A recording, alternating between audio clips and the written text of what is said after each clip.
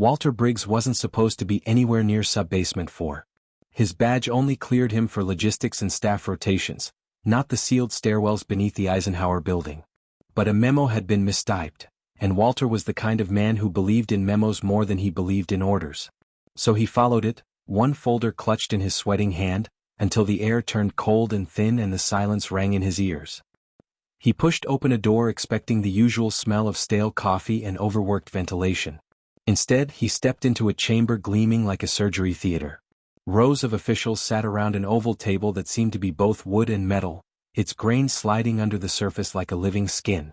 And opposite them, Walter froze because the emissaries were not human in any dress-up sense. They were arranged like insects deciding to imitate a conference panel. Their surfaces shimmered between transparency and shell, colors bleeding in fractal pulses. They looked less like creatures than agreements embodied. And yet they leaned forward, jointed limbs touching the living table with precise deliberation. Clause 8, one of the aliens murmured. The voice wasn't sound so much as a pressure in Walter's jawbone. The right of harvest is retained. The President of the United States, at least the body that carried that name, nodded like a puppet who had been oiled. The other leaders, blurred behind opaque partitions of glass, repeated the same gesture in eerie unison. Walter swallowed. He realized he was standing in plain view, folder hanging like an accusation. The nearest alien, if distance even meant anything here, tilted its head. It emitted a sound like paper tearing underwater. The table sprouted a thin filament, whipping toward Walter with insectal precision. Walter stumbled backward. The filament snapped against the doorframe, leaving a glowing residue that burned through paint and steel alike. His folder burst open, scattering documents like startled birds. Unauthorized, the pressure voice declared. Clause breach. Corrective measure. The Secret Service detail should have intervened. They didn't. They stood as motionless as mannequins, eyes glassy. Walter realized with a sick jolt that their faces were wrong, soft around the edges like molds poured in a hurry. He bolted for the stairwell. The filament lashed again, grazing his shoulder. Fire seared through his shirt, though no flame appeared, just a sensation of his molecules being revalued. His vision jittered. He slammed the stairwell door shut and stumbled upward, clutching the rail. The steel beneath his palm thrummed with the same pulse he had seen in the table, as if the entire building was under contract now, adjusting itself to new ownership. Somewhere below, the voice of the alien followed, steady and calm. Asset inventory incomplete. Rectify anomaly. Walter ran, two thoughts thundering in his skull. First, Earth hadn't been invaded. It was being purchased, signed away in clauses and subclauses. Second, he was the anomaly. The only thing in the room that hadn't agreed. Kendra Holbrook was used to evaluating the impossible. Shopping malls carved into floodplains. Ski resorts, guaranteed snow in a warming century. Entire neighborhoods built on top of forgotten landfills, where methane bubbled like champagne beneath children's swing sets. For 15 years she translated the irrational into dollar values for lenders who needed numbers, not truth.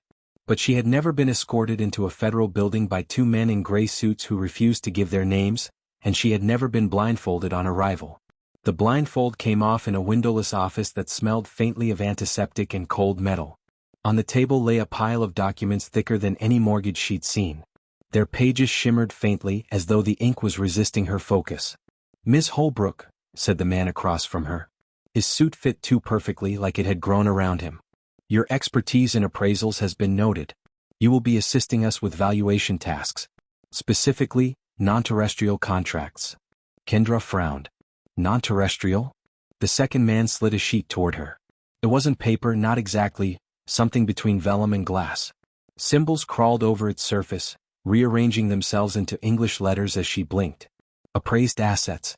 Aquifers, western seaboard. Boreal biome, northern hemisphere. Aggregate emotional density, urban hubs. Kendra's throat went dry. Emotional density? She asked. The first man smiled faintly. It wasn't reassuring. The buyers have different metrics of value. Your role is to provide conversions. Approximate correlations. Translate their terms into economic units. And who are the buyers? Neither man answered.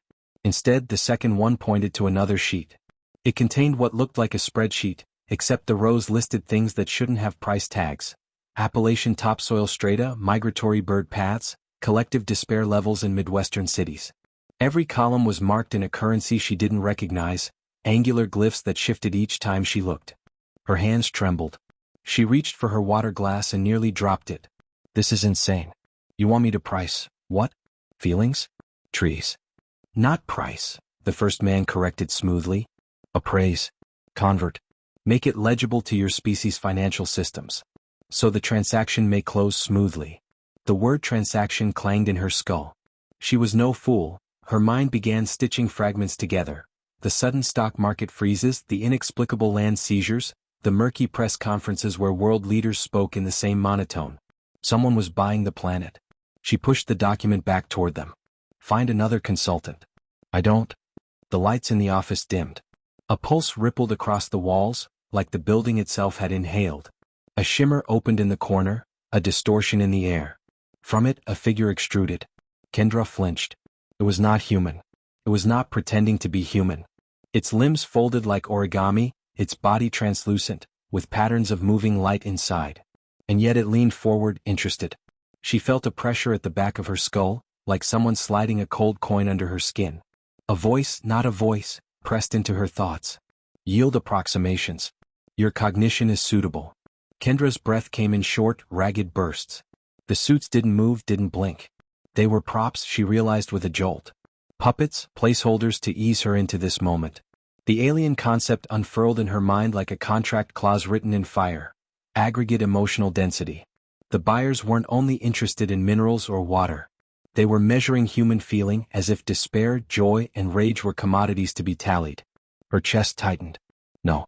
I won't do this. The pressure deepened, almost gentle. Resistance noted. Still, valuation inevitable. The thing receded back into its distortion, and the light steadied. The first suited man slid another document toward her. His voice was mild, but his eyes were empty. We'll expect your first conversions by tomorrow, Ms. Holbrook. Kendra stared at the pages, the weight of invisible numbers pressing down on her.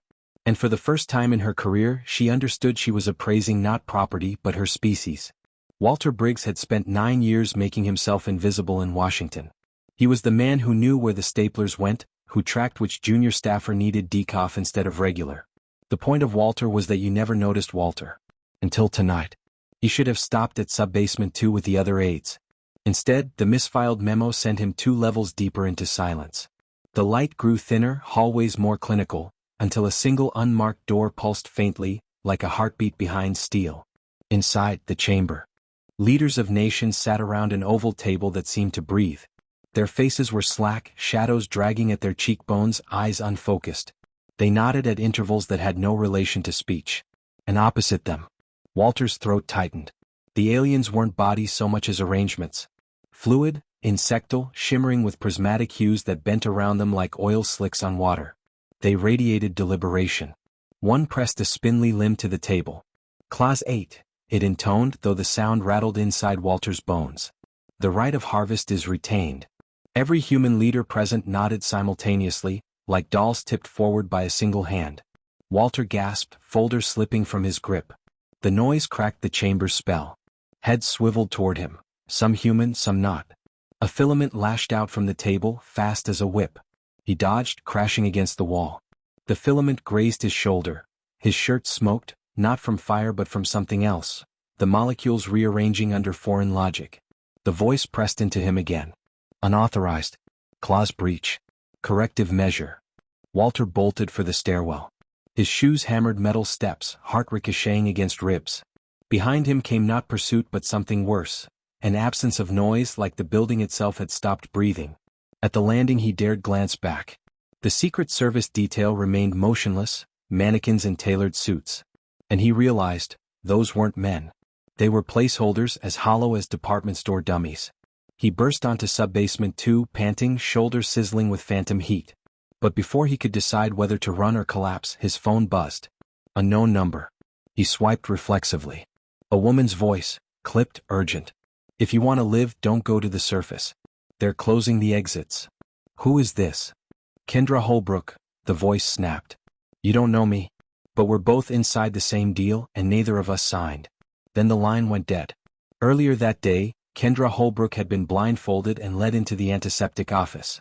She had seen the non-paper contracts, the shifting currencies, the impossible term, aggregate emotional density. When she refused, the distortion in the corner had opened. The alien form extruded itself, folding and refolding like origami. And the voice had pressed inside her head, "Yield approximations. Your cognition is suitable." Now, hours later, she was back in her Arlington condo, hands shaking too badly to pour wine. Her dining table was covered with the documents she had been required to bring home. Each sheet squirmed when she touched it, reluctant to remain still in the human spectrum. She tried to anchor herself in the familiar language of appraisal. Water rights, acreage, zoning codes. But the categories were wrong. Entire swathes of terms had no precedent: grief saturation index, resonant yearning flow, cumulative dissatisfaction tighter. Kendra pressed her palms to her eyes. "They're pricing us," she whispered. "Like cattle lots." Her phone vibrated. Unknown number. "Miss Holbrook?" The voice was male, breathless. "This is Walter Briggs, White House staff. I think I just saw it." "Whatever the hell they are." Kendra's spine snapped straight. "Where are you?" "Trapped. Sub-basement 2. They tried to cut me out. Or down. Or," he stopped, sucking in air. "You're not safe if you try to surface," Kendra said quickly. "They control the guards. The exits. Everything above ground's been sterilized already." Silence stretched, broken only by his ragged breathing. Finally, "What do they want from us?" She looked at the shimmering documents on her table. Pages that seemed to pulse faintly, like the contracts were alive and impatient. "Everything. But not the way you think. They're not invading, they're purchasing." On the line, Walter let out a sound halfway between a laugh and a sob. "And we're the fixtures that come with the property." The words hung between them, too true to dismiss. Before she could reply, the lights in her condo flickered. A low hum vibrated through the walls, like a tuning fork struck inside her skull. From the corner of her vision, the air began to ripple. "Oh God," Kendra whispered. "They're checking inventory." Marjorie Kane was the kind of woman who paid bills the day they arrived. She was 62, retired postal worker, and her kitchen drawers were full of neat folders labeled electric, water, medical, and taxes. She had lived her entire life in Peoria without incident, without scandal, without a single late fee. So when the envelope arrived, thick, pearly white, stamped with a seal she didn't recognize, Marjorie set it on the table and stared at it for almost an hour. It wasn't from the power company, the bank, or the IRS. The paper felt faintly warm. The name on the address line was hers, but the handwriting was not handwriting at all. It looked like frost on glass, rearranging itself every few seconds. She finally slid it open. Lease agreement, tenant class C. Offered amenities. Elimination of arthritis, complete joint renewal. Air filtration zone, 2-mile radius. Debt forgiveness, all accounts, retroactive. Consideration required. Authorization of emotional yield, baseline. Resignation, loneliness, 14 hours per week. Physical presence in residence, 95% annual compliance. Non-interference with redevelopment. Marjorie blinked until the letters blurred. Arthritis gone? Debts erased? All for what? Her loneliness? She picked up the phone to call her daughter. The line gave nothing but a dead hum.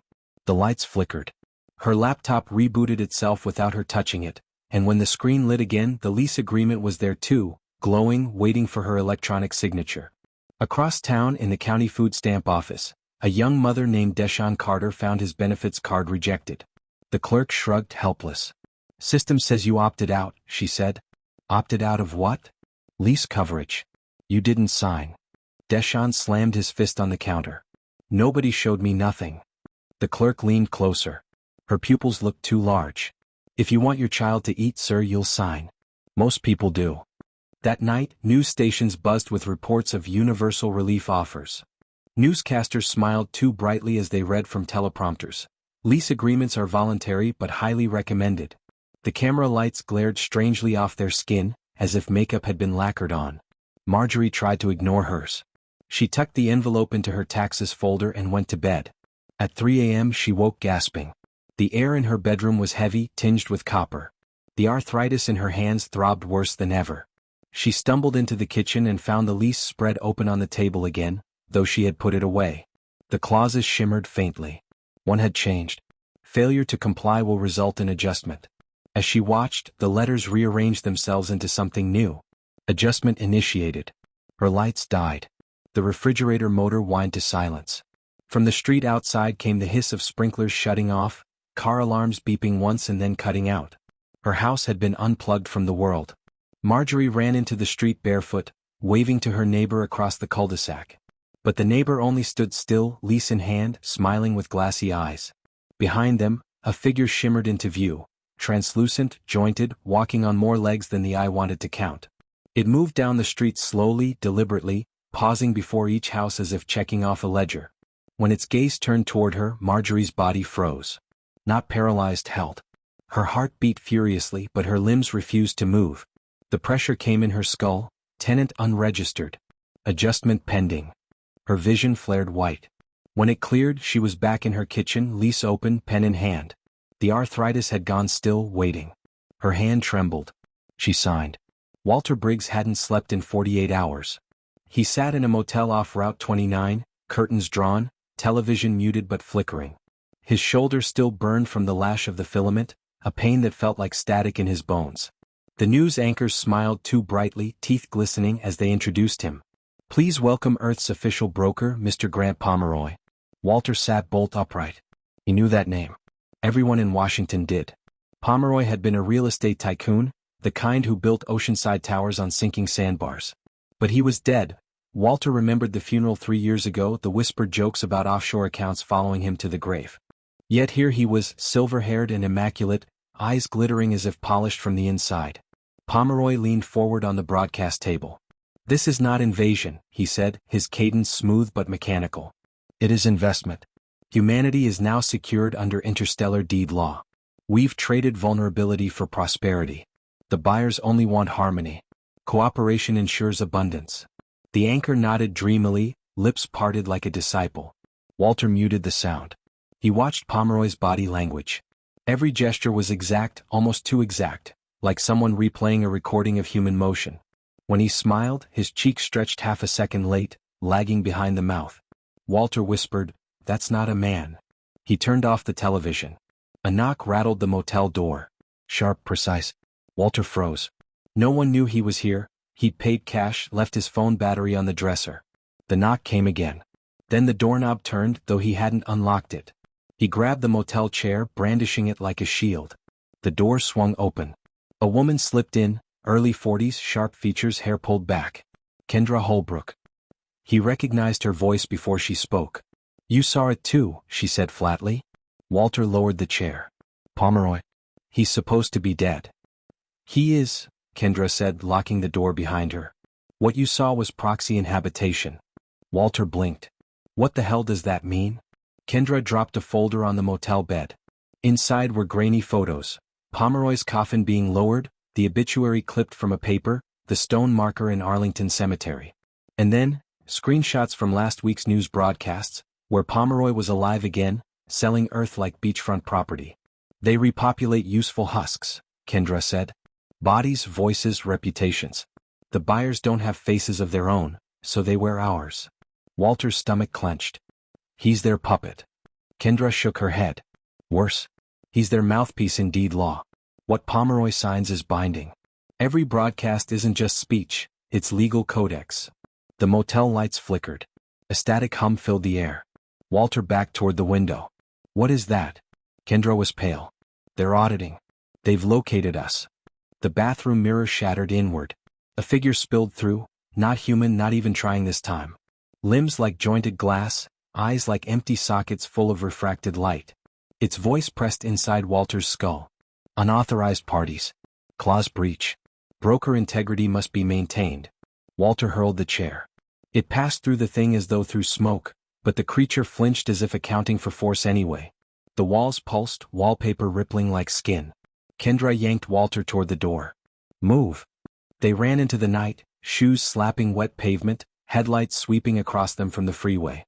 Behind them, the motel flickered, then collapsed inward with a roar of static, erased like a spreadsheet row deleted.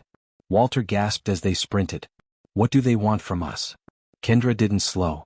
"Not us. Him." She jerked her head back toward the television screen still glowing in Walter's memory.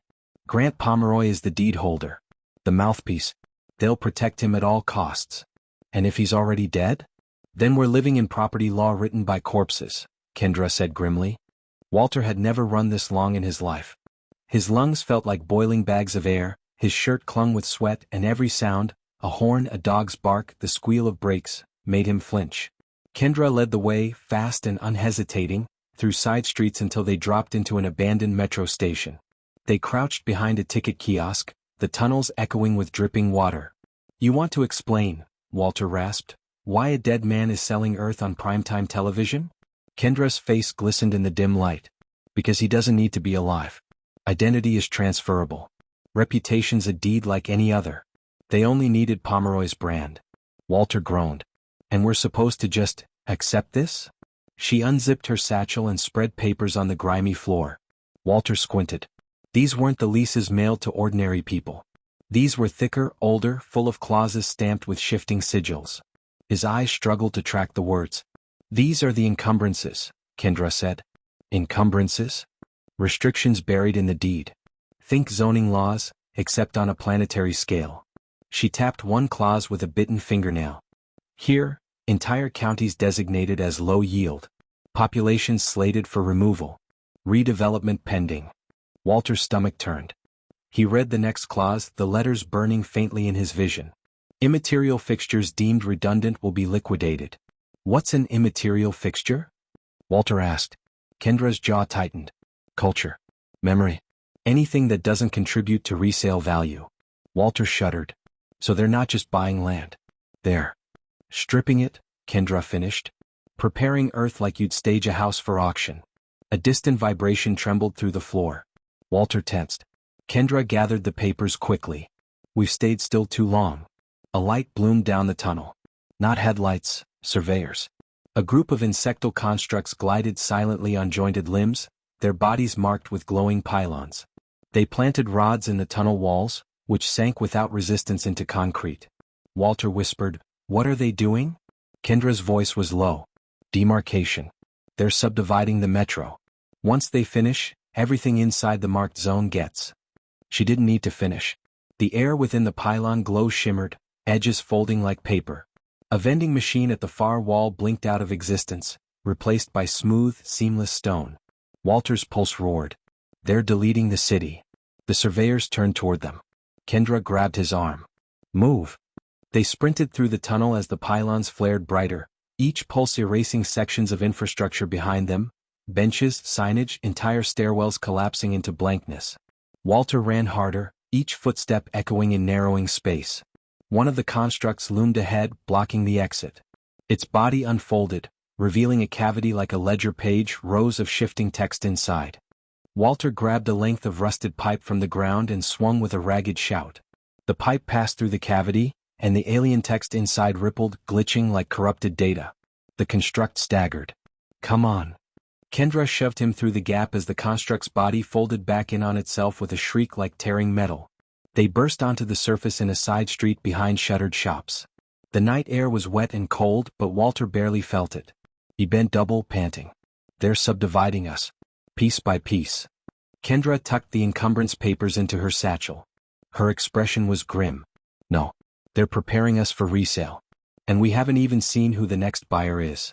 The safe house was a moldy walk-up above a pawnshop, 3 locks on the door and none of them factory issue. Walter had collapsed on the sagging couch, shoes still on, chest rising in frantic jerks. Kendra ignored him. She was too busy trying to stop her own hands from shaking. She set her satchel on the coffee table, pulled out the encumbrance papers, and slid her cracked laptop open. The glow of the screen felt like sanctuary. Numbers steadied her. Patterns steadied her. "Do you even know what you're looking for?" Walter muttered, eyes half shut. "Yes." She connected to the darknet node through 3 relays, one of which she'd built herself in college. She typed fast, breaking through walls of capture and firewalls, the rhythm soothing. "Find the deed, find the market." Her screen lit with streams of data. Not ordinary code. Something denser. She recognized the alien imprint immediately, sentences braided with geometry, commerce carried on in a grammar built from ownership itself. She whispered almost reverently, "They've listed us." Walter sat up. "Listed us where?" "Ghost markets." Her throat felt dry. "Private exchanges, off the record, off the books. Like offshore trading but entire worlds. Earth isn't owned by them anymore. It's on the block. Again." The realization settled like lead in her stomach. The shimmering emissaries hadn't bought Earth to keep it. They bought it to flip it. Walter's laugh was ragged. So we're a foreclosure auction? Kendra ignored him. She scrolled, tracing the alien contracts. She saw lot numbers, parcels, commodities. Only some were land. Others were less tangible. They've subdivided the population into tranches. Healthier bodies go in one bracket, polluted bodies in another. Education is a tradable metric. And memory, Jesus Christ, they're selling memories as intellectual property rights. She clicked deeper. The screen shifted to a schematic, New York blinking in faint blue. The boroughs divided into blinking parcels, each tagged with sigils. Bronx already dark, sold. Brooklyn pending. Walter stood, paced. So what happens when you're in a parcel that's sold? As if to answer, the lights in the apartment flickered. Then the walls trembled with a hollow groan, as though the entire block had slipped sideways. Outside, car alarms howled in unison. Kendra checked the schematic again. The lot had just been updated, red lines through the block they sat in. Transferred. She grabbed Walter's wrist. We need to move. They sprinted downstairs. But when they burst onto the street, the city wasn't the same. The storefronts were warped, glass facades repeating endlessly like a broken reflection. Pedestrians walked but did not look at them, faces blurred, movements looped. Walter swore. What the hell is this?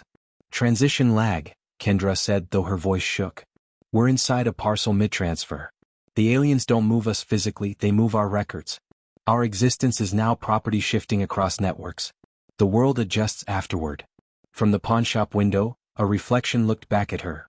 Not her face, but a hollowed copy, slightly delayed, mouthing her words after she spoke. Walter backed into her, pointing. Kendra, that's not you. The reflection smiled a fraction too late. Something cracked inside her chest, an understanding too big to name. They weren't selling Earth. They were selling versions of Earth, overlapping, layered, traded like derivatives. Ghost markets where entire lives were multiplied, diluted, erased. And they were already inside one. Walter hadn't slept in 36 hours, maybe more. Sleep didn't matter anymore. The world was stuttering, flickering at the edges, and every time he blinked he expected not to open his eyes again. The documents were spread across the motel bed, grainy PDFs, leaks from someone inside the Department of Commerce, or what was left of it. Walter had printed them at a 24-hour copy shop that smelled of toner and burnt plastic. He still wasn't sure if the clerk behind the counter had been human or one of those fractal enforcers stuffed into a skin suit. Pages rustled as the air conditioner coughed. He forced himself to read again, though his eyes blurred. Title of deed, transfer of asset, Terra, local catalog designation 3-040 AG. Grantors, United Nations Executive Council. Grantees, Consortium of Xylan Trade Clusters. His stomach tightened. Not bought. Not sold. Traded. The line items listed off-world technologies, fusion cores, bioresilient housing units, medichips guaranteed to triple lifespan. And underlined in bold at the very bottom. Guarantee of elite continuity, 8,942 named individuals. Walter whispered it aloud. They gave us away for their own seats on the lifeboat. He crumpled the page, shoved it against his face like it would dissolve into his skin. Fixtures. That word rang in his skull. He'd seen it in the appendix. Human populations classified as environmental fixtures. Like lamps. Like built-in shelving. From the bathroom, Kendra's voice floated out, calm and infuriatingly level. It's not surprising. Why maintain a leasehold population when you can transfer them as part of the asset package? Makes the whole thing turnkey. Walter slammed his fist into the mattress. We're not goddamn furniture. The lights flickered. The air seemed to thicken. Kendra emerged, laptop glowing in her hands. Keep your voice down. They can hear agitation in the data stream. That was when the wall buckled. The wallpaper didn't tear, it folded. Out of the fold slid something lean and glistening, its body covered in embossed, metallic script that shifted like contracts rewritten mid-sentence. It wasn't an emissary, wasn't a fractal enforcer. This was different. Kendra whispered, a registrar. The creature unfolded a dozen limbs tipped with styluses that dripped molten ink. Where the ink fell, the carpet burned, erasing itself into blank white floor. The registrar scuttled closer, scrawling sigils into the air. Words hung in the air like chains, non-compliant fixture. Repossession authorized.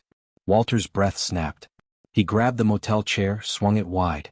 The registrar slashed one stylus across the chair leg, and the wood turned transparent, then vanished, leaving Walter holding nothing. Kendra. Keep it distracted. She was already typing, fingers hammering keys. The registrar lunged, ink-dripping limbs slicing toward him. Walter ducked, rolled across the bed and flung a lamp. The light shattered against the thing's shell, scattering shards of fake brass.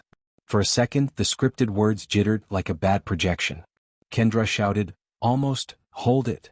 Walter grabbed the discarded stack of papers, the deed itself, and jammed it into the creature's limbs. The registrar paused. His styluses hovered, twitching. Pages curled and blackened, but the creature froze long enough for Kendra to hit enter. The motel's lights flared, and with a wrenching sound like ripping duct tape, the registrar folded in on itself and blinked out. Only the smoking ruin of the deed papers remained. Walter collapsed onto the bed, chest heaving. "We're furniture, huh?" "Fixtures." Kendra's voice was cool, distant. "Fixtures can be moved. Or broken. Or stolen back." Walter pressed a shaking hand to his face, fighting the urge to vomit. All he could see was that word burned across the pages. Fixtures. They weren't citizens. They weren't even tenants anymore. They were part of the house. Kendra had spent the last week learning to read the alien pylons like survey stakes. They weren't static markers. Each pulsed with a rhythm like a heartbeat, light rising and falling in a spectrum human eyes weren't built to track. Through a lens filter she jerry-rigged, she saw the real markings, lines of prismatic geometry, grids that intersected across entire counties. The aliens weren't invading.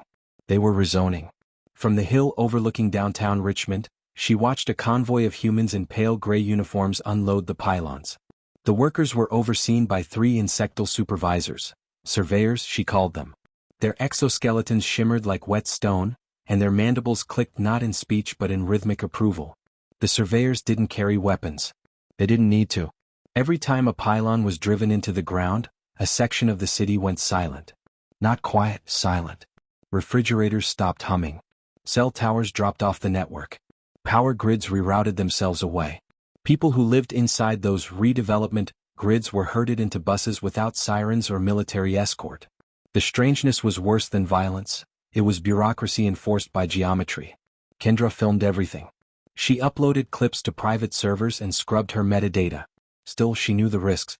Already, one of her associates had disappeared mid-upload, their camera feed cutting off mid-breath. At dusk, the first preservation zone was lit.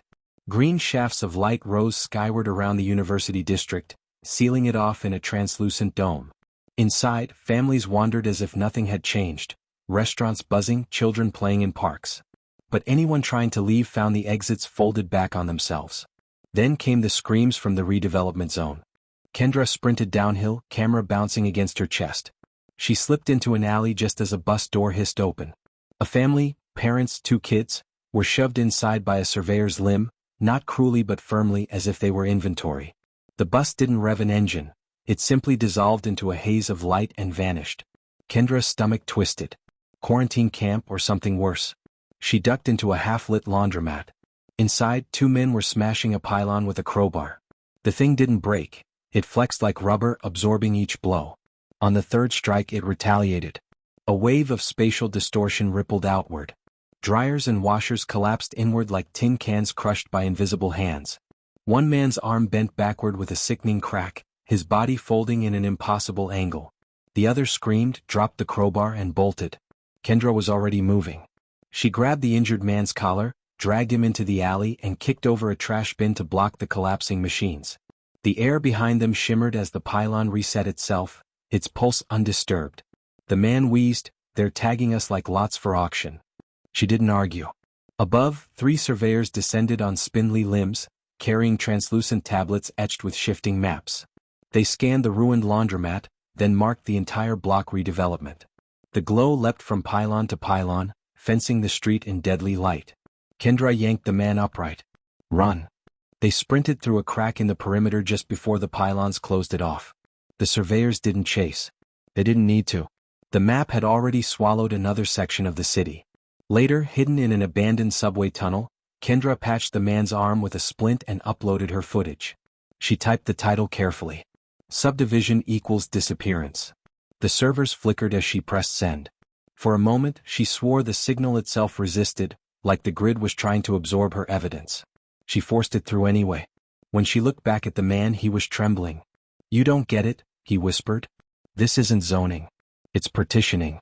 They're dividing us into stock, and the auctions are already happening, off-world." Kendra said nothing.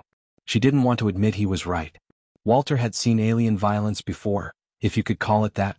The pylons collapsing laundromats, the sudden vanishings, the blank-faced compliance of leaders. But this was different. This was foreclosure. He found the word scrawled across a half-burnt dossier in a government archive he wasn't supposed to reach. Foreclosure, terrestrial reallocation project. It was stamped with a seal that looked federal but hummed when he touched it, a low insectal resonance that made his teeth ache. The aliens weren't conquerors. They were liquidators, stripping away what they called non-transferable encumbrances. And the encumbrances were people. Walter crouched behind a collapsed cubicle in the gutted IRS building. Above him, drones glided, orb-shaped things with rotating lenses. They weren't military craft but archivists, the alien concept he'd only just learned to fear. Archivists weren't here to kill. They cataloged, redlined, erased. Every file, every institution, every memory archived and then deleted. One floated past, trailing thin filaments of light. Where they touched, filing cabinets dissolved into raw code and were sucked upward. He saw an entire wall of paper contracts unravel into strings of symbols that spiraled into nothingness. The archivist chirped once, like a satisfied accountant checking a ledger, and moved on. Walter's breath caught as he spotted movement, a figure in the shadows. He nearly bolted until the figure turned and he saw her. Kendra. She was thinner than the last time he'd seen her, hair matted, eyes sharper. She motioned him down, then slid beside him. She carried a cracked camera rig and a data stick dangling from her neck. "They're not occupying us," she whispered. "They're prepping us for resale. Earth's just one entry in a portfolio. A fixer-upper. We're the clutter." He wanted to laugh, but the archivist hummed nearby, filaments brushing the wall just above their heads. "Clutter?" Walter mouthed. "Fixtures," Kendra corrected grimly. Before he could answer, a crash shook the floor. Down the hall, a group of men and women, local holdouts, maybe ex-National Guard, were dragging office chairs and barricades into place. One lifted a shotgun and fired at the archivist. The buckshot didn't hit metal. It hit the air. The archivist's surface rippled, absorbing the blast as though it were nothing more than a breeze. Then it retaliated. Not with weapons. With foreclosure. The barricade began to deed itself away, chairs flattening, tables warping, paper combusting silently into vapor. One of the men screamed as his boots began to crumble. He tore them off, hopping barefoot over ash, but his rifle went with the rest of the barricade, vanished into pure asset liquidation. Walter grabbed Kendra's wrist. "Run." They bolted through cubicles as the archivists advanced, 3 of them now, humming together in a harmony that rattled the building's bones. A stairwell door collapsed just as they reached it, but Walter kicked through a maintenance hatch, and the 2 of them tumbled into a sub-basement. Dark. Wet. Smelling of mold. But intact. Kendra pulled the data stick from her neck, shoving it toward him. Proof. Lease agreements. Subdivision maps. Now foreclosure documents. This is asset liquidation. They've already found the next buyer. Walter blinked. Buyer? She nodded. The universe is a marketplace. We're not even being kept, we're being cleaned up for resale. The aliens aren't landlords. They're brokers. Strip the planet down, hand over the keys. Above them, the archivists sang their quiet ledger songs, deleting the world one entry at a time. Walter slumped against the wall, heart hammering. He had fought against coups, corruption, faceless cabals. But this wasn't a fight. It was bookkeeping. And human lives were nothing more than clutter to be cleared before closing. Walter never thought salvation would look like an escrow screen. The room was a gutted telecom hub in Ohio, humming with jury-rigged servers and stolen alien conduits. Kendra sat hunched at the keyboard, her hair plastered to her forehead, while Delia cross-wired a glowing sphere the size of a basketball, their only access point into the ghost market, the interstellar exchange where worlds were bought and sold. The alien interface was impossible to parse. Rows of assets scrolled in light strands instead of letters. Oceans, mountains, populations, debt obligations, each tagged with symbols that quivered when touched. Walter couldn't understand a tenth of it, but Kendra seemed to. Her voice was a flat rasp, half logic, half fury. They're already in closing. Earth's file is bundled into a resale package. Multiple bidders. We've got minutes before the ledger locks. The sphere pulsed, releasing a high, keening tone. Walter felt the sound in his molars. It wasn't a guard or an enforcer. It was an algorithm given flesh. A translucent, canine-shaped ripple in the air, jaws full of fractured data, sniffing for irregular transactions. It prowled the ghost market to catch intruders, like them. "Move faster," Delia muttered, sweat dripping off her chin. The ledger hound sniffed the sphere. Walter's pulse spiked. He snatched up the alien stunner they'd stolen back in DC, an awkward weapon that fired arcs of static like lightning in a bottle. The screen flickered, and suddenly he could read it. Kendra had cracked the overlay. Counties, districts, parcels. All tagged with alien valuations. "Look," she barked. "We can't save the planet. But we can buy something small. An exception clause." "Buy what?" Walter demanded. "Montana," she said. "An abandoned county. Cheap enough to slip through. If we anchor human presence there, the ledger treats us as fixtures too stubborn to erase. A preserve." Walter laughed bitterly. "A human reservation. Better than vapor," Kendra snapped. The ledger hound growled, static rippling through the hub. It lunged. Walter fired the stunner. White arcs spread across its form, breaking it into pixel shards. But it reassembled, angrier. Delia screamed. The sphere flickered, code cascading too fast to track. Kendra's hands blurred on the keys. "We're in escrow," she hissed. "We need collateral." Walter didn't think. He shoved his government badge, the one he'd carried since his first day as a Senate aide, into the slot. The machine devoured it, projecting his entire career, debts, family history, identity into the ledger as collateral. His life in exchange for land. The ledger hound roared. Walter fired again, this time point blank. The thing shattered, reknitting slower now like a glitch. "Done." Kendra cried. Closing finalized. "We own it." A fragment. One county. The screens collapsed into silence. The sphere dimmed to gray. The ledger hound evaporated with a final static whimper. 2 days later they stood in Montana. The land stretched bare, broken farms, shuttered gas stations, a sky bruised by alien haze. But when Walter breathed, he felt it. The air wasn't being scrubbed by alien filters, the ground wasn't tagged with pylons. It was theirs. Legally, absurdly, theirs. Kendra pressed a deed printout into his hands. The alien contract shimmered with light strands, but one line glowed in English, translated by the system itself. "Preserve established, human fixtures retained." Delia dropped onto the hood of a rusting truck, staring west. "So what now? We farm? We hide? We wait?" Walter folded the deed, tucking it into his jacket. His badge was gone. His life was gone. But he had this scrap. The horizon pulsed faintly as orbital lights blinked across the night sky. Somewhere up there, alien brokers finalized the resale. Earth would soon have new owners. Kendra's voice was quiet, almost gentle. "The question isn't if they come. It's who." Walter stared at the deed, then at the stars, each one a potential buyer. The silence stretched. And for the first time he wondered if the next owners wouldn't be alien at all. The deed glowed faintly on Walter's lap. Ink that wasn't ink. Paper that wasn't paper. Montana was quiet, too quiet. No aircraft, no satellites passing overhead, just the hum of cicadas and the occasional rustle in the wheat stubble. Kendra ran the perimeter every morning. She said the pylons didn't come near their borders, as if some invisible hand had drawn a clean box around them. Delia stopped sleeping, muttering about auctions she saw in her dreams. On the third night, Walter woke to lights in the east. Not alien. Not human. A convoy, sleek and white with no engine noise, just a faint chime in the air. They rolled to a stop at the edge of the county line. No soldiers. No threats. Just a single vehicle, polished to a mirror sheen. The door opened. Something stepped out, impossibly tall, with a face smooth blank, carrying a clipboard. Not a conqueror. Not a savior.